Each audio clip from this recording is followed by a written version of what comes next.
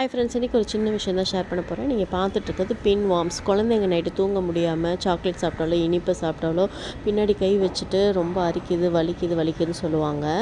அந்த பூச்சி வந்து என் மகனுக்கு இருந்துச்சு. மருந்து கொடுத்தோன்னே வெளியே வந்துச்சு. அதை எடுத்து நாங்கள் மைக்ரோஸ்கோப்பில் போட்டு பார்த்தா அந்த பூச்சி என்னெல்லாம் பண்ணுது பாருங்கள்.